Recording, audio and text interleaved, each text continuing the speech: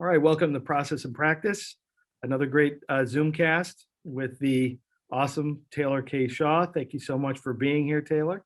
Thank you for Uh, having me. And before we jump into the really important stuff, which is her thoughts and her views on things, just want to give a quick bio for those who might not be aware of how awesome she is. Taylor K. Shaw is the youngest CEO in the animation industry and a transformative leader in the space of diversity, equity, and inclusion in media. She is a social impact advisor for Inspire Justice, where she serves as a coach to celebrities, teaching them to leverage their platforms to create meaningful social impact. You can tell which one she hasn't advised. As an advisor at IJ, she facilitates trainings and develops strategy for companies, production sets, and writers' rooms that improve employee engagement, counteract unconscious bias, and promote diversity, equity, and inclusion at work. Taylor founded Black Women Animate in 2017, which is the first and only production company designed to improve the representation of Black women, women of color, and non-binary artists of color in the world of animation, obtain visibility and job opportunities. The members of Black Women Animate are committed to controlling their narratives and using their art to empower themselves and their community through visual media. Taylor also writes for TV and film. She has been featured in Forbes, Deadline Hollywood, Emmy Magazine, Variety, The Hollywood Reporter, and the LA Times for her work empowering marginalized voices in entertainment. She is a really big deal, and we are so glad to have you here. So that's a lot of stuff, and that is great. What energy. And we had you on campus last year. You and I were talking about it. And I could tell you that the students benefited from your voice and your experience unbelievably. And it still resonates, believe it or not, today. So we Wow. really thank you so much for giving some time. But I think the thing we want to dive into really is, I've been talking to people and kind of asking artists and designers to reflect on a little bit of navigating this past year, right, where we've been Mhm. on lockdown, and as creative people we've been a little limited about our access to stuff, and we've had to sort of reinvent different things about us and about how we do our thing. And so I want to ask you to reflect a little bit on what's the year been like for Taylor. Oh, wow. Thank you for that beautiful introduction. Thank you. What has the year been like for myself? And I know a lot of us at the school are artists. So what has it been like for myself as the founder and CEO and artist within Black Women Animate, and then also a writer for TV and film? It has been real, is what I would say. I think, it's real for all of us because what we all need as creatives is inspiration. And when I'm in New York, I'm in Brooklyn. So when you're quite literally stuck in a box, Yep. which is, thank God we just moved from a studio to a one bedroom. But when you're stuck in a box, it is hard to always be inspired to create. So, what it's been like for me, the entertainment industry essentially shut down Hmm. last year. So animation was actually all folks could do. So we got a lot of work in 2020 and even now in 2021 as we also navigate COVID.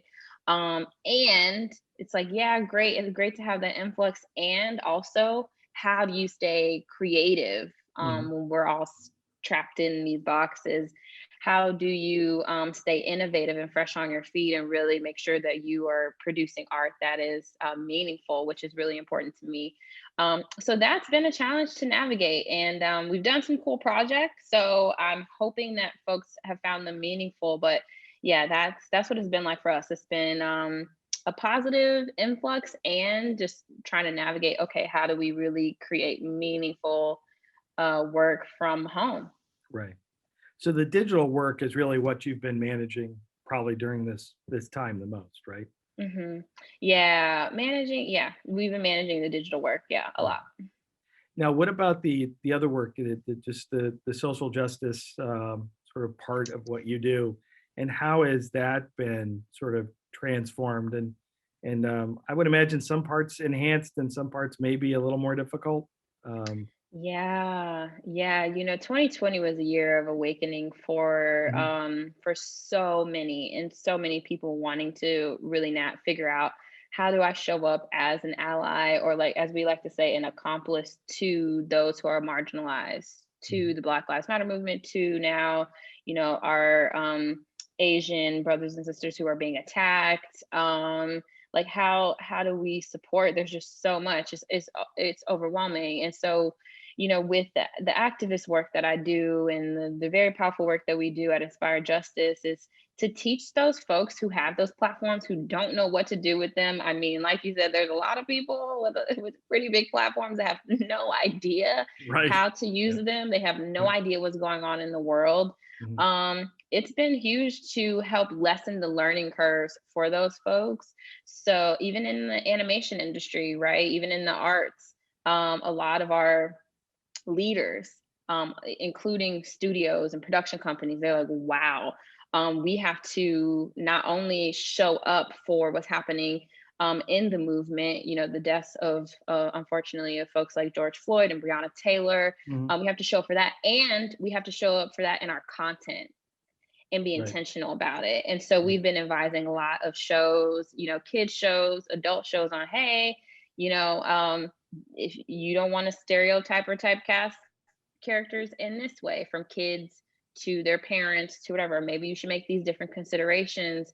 So it's been really interesting to do this work kind of behind the scenes of how can Hollywood in entertainment, how can we as an industry really be a part of influencing change? Because the reality is, so many of our belief systems are shaped by what we see.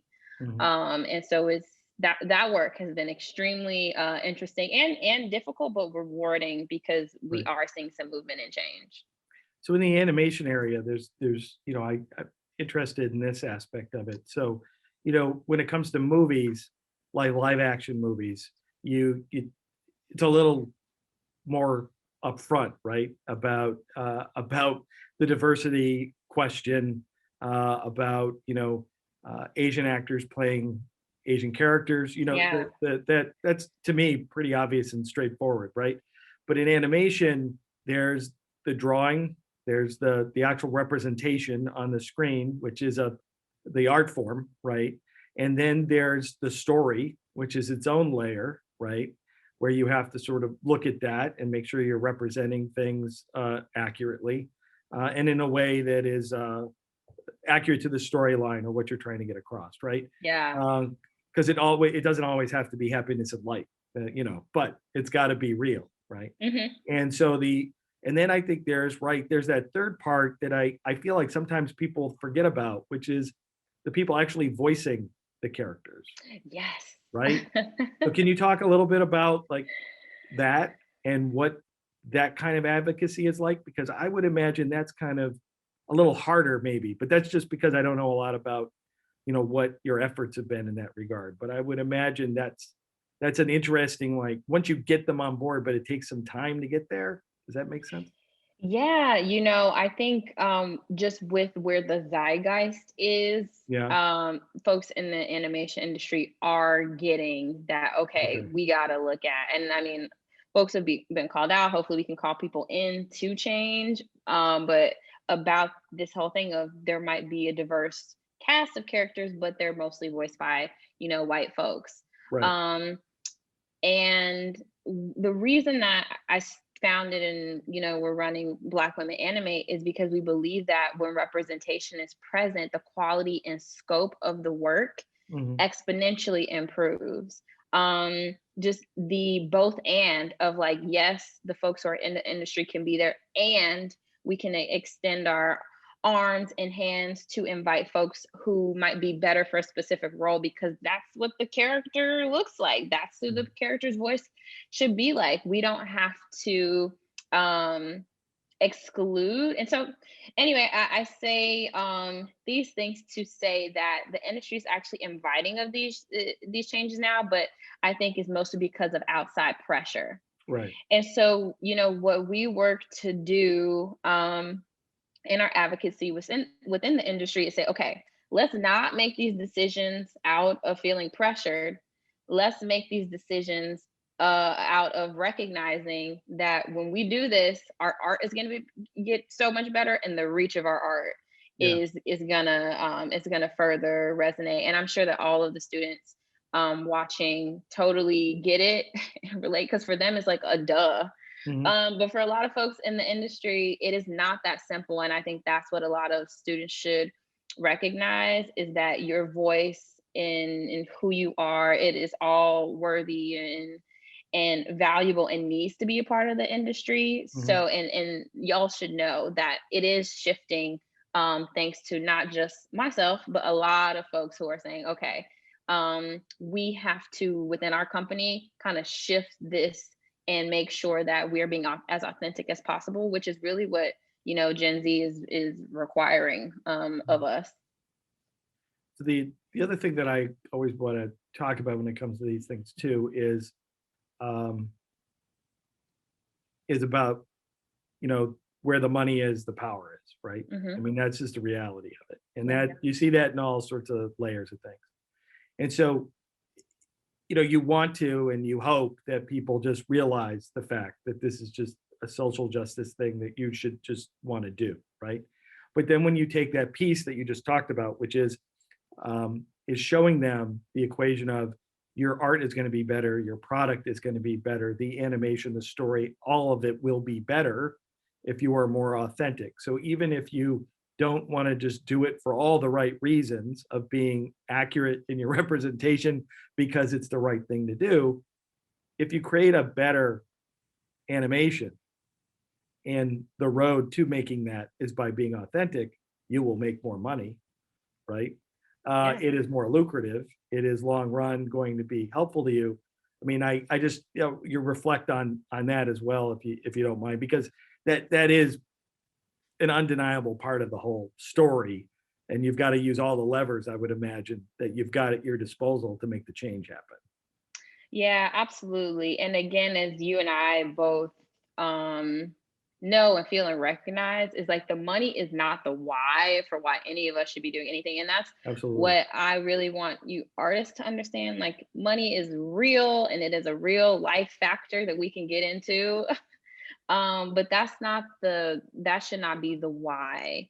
And the thing with Hollywood, with entertainment, and just a lot of industries is, the reason that this hasn't happened sooner, because the reality is, if you look at, and when we do a lot of like diversity and inclusion trainings for companies, we do outline the success of animated kids features that have women lead. Frozen, I think what the new movie's coming out, like, what is it, Ray? All of Yeah, those yeah, are yeah. billion dollar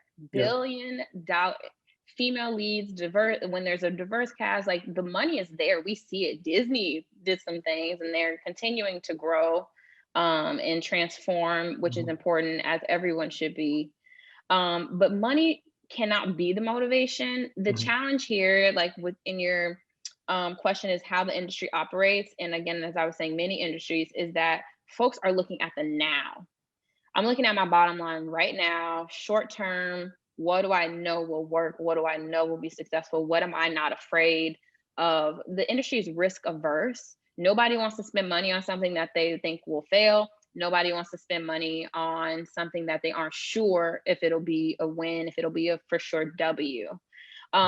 So a lot of folks are not thinking long term, and that is the issue, and that is where I think a lot of young artists should start to think. I know, like, it can be present for you, you're going to graduate, but like, let's think long term about your career, because it is really a marathon, and it is not a race. And a lot of companies need to recognize, you have not, especially the animation industry, how long have we been around? Maybe like, 100 years. We have not been investing actively in making sure that this part of the industry, that animation, is inclusive. We haven't. So we have to put the money and the time there now, and the return on that investment long term is going to be great. But we have to have the faith in that. And Hollywood is not an industry. We do have numbers, though. We do have facts and figures that prove it. Yeah. But Hollywood's not an industry that can say, okay, well, we had a couple $1 billion films, so maybe we should just do this now and invest it. No, it is not that simple for them. For me, it is. That's why I started Black Women Animate. That's why I'm sure a lot of students at the school are going to start whatever they're going to start when you find your niche. But the industry is not, people don't think long term.